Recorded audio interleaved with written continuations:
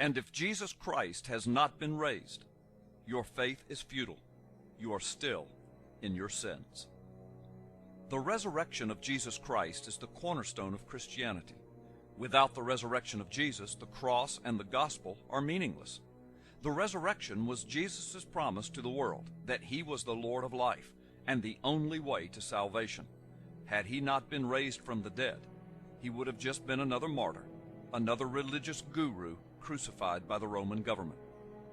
So monumentous was this single event in the first century that its effects have been described as one of the oddest turns in history. A message centering on a dead criminal came to be proclaimed as good news. Equally amazing was the extent of the empire-wide transformation following its proclamation. The impetus for this message was the conviction that the same Jesus who was crucified was now alive again.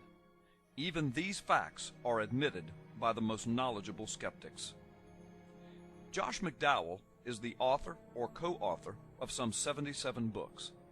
He was an agnostic at college when he decided to prepare a paper that would examine the historical evidence of the Christian faith in order to disprove it. However, he converted to Christianity as a result of his study. He is today one of the best-known representatives for the worldwide ministry, Campus Crusade for Christ International.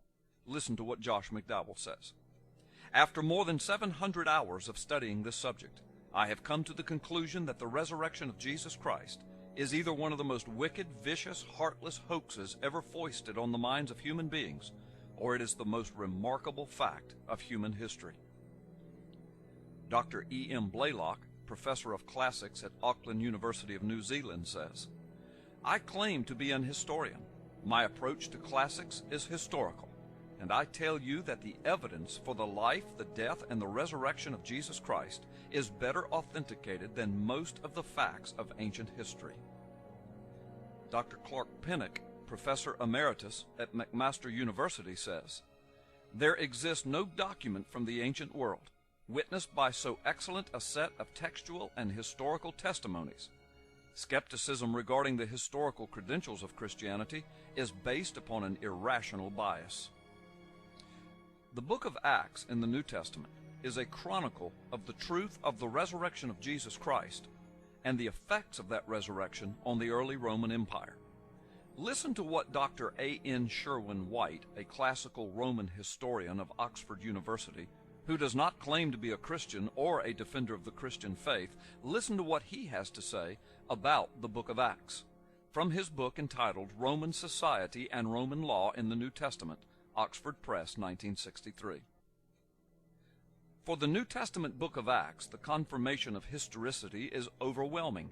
Any attempt to reject its basic historicity, even in matters of detail, must now appear absurd. Roman historians have long taken it for granted. He further states in his book that it would usually take more than 2 generations for the legendary elements to so completely displace the historical facts as to make the Gospels useless to critical historians. This is important since the book of Acts was written just 30 years from the actual event it records, far less than 2 generations. The basic facts of the resurrection are these. 3 days after Jesus' death and burial, some women who went to his tomb found the body gone. In subsequent weeks, his disciples claimed that God had raised him from the dead and that Jesus had appeared to them various times before ascending into heaven. From that foundation, Christianity spread throughout the Roman Empire and has continued to exert great influence down through the centuries upon the entire planet. Because the New Testament provides the primary historical source for information on the resurrection, many critics during the 19th century attacked the reliability of these biblical documents. But by the end of the 19th century, archaeological discoveries had confirmed the accuracy of the New Testament manuscripts. Discoveries of early papyri bridged the gap between the time of Christ and existing manuscripts from a later date. Over 24,000 copies of early New Testament manuscripts are known to be in existence today, written in many different languages of the world. The Jewish historian Josephus, writing for the Roman government in the 70s AD, records many incidental details regarding Christ and the church. Josephus, who was probably alive during the time of Christ, attested to the reality of Jesus' existence and the claims of his resurrection. What this also tells us is that within 40 years of Jesus' death, the knowledge of who he was widespread enough that Josephus the historian could reference him in his historical work and expect his readers to know exactly who he was talking about. Dr. F.F. Bruce, professor at Manchester University, says, "If the New Testament were a collection of secular writings, their authenticity would generally be regarded as beyond all doubt." After the body of Jesus was placed in a solid rock tomb, an extremely large stone was rolled against the entrance of the tomb. Large stones weighing approximately 1 to 2 tons were normally rolled by means of levers against the tomb entrance. A Roman guard of strictly disciplined fighting men was stationed to guard the tomb. This guard affixed on the tomb the Roman seal, which was meant to prevent any attempt at vandalizing the sepulchre. Anyone trying to move the stone from the tomb's entrance would have broken the seal and thus incurred the wrath of Roman law and the Roman emperor. But 3 days later, the tomb was empty. The followers of Jesus said he had risen from the dead. They reported that he appeared to them during a period of 40 days, showing himself to them by many infallible proofs. Paul the Apostle recounted that Jesus appeared to more than 500 of his followers at one time, the majority of whom were still alive and who could confirm what Paul was writing.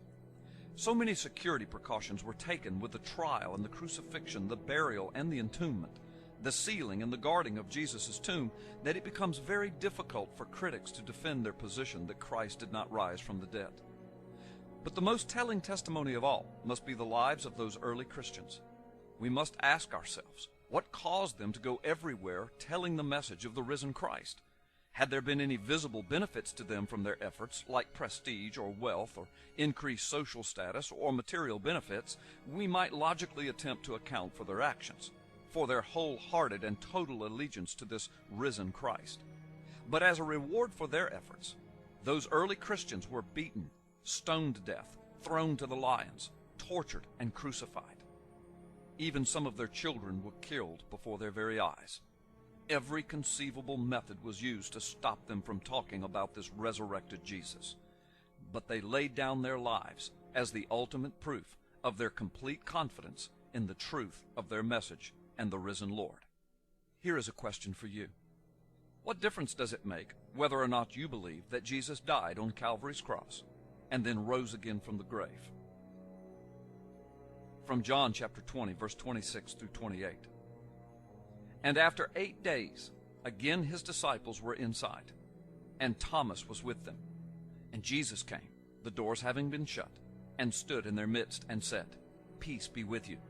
Then he said to Thomas, "Reach here your finger, and see my hands, and reach here your hand, and put it into my side. And be not unbelieving, but believing." And Thomas answered and said unto him, "My Lord and my God." Thomas was willing to accept the evidence he saw. The question is, how much evidence will it take for you? As Jesus states in the very next verse to Thomas, "Because you have seen me, you have believed. Blessed are those, Thomas, who do not see me and yet believe."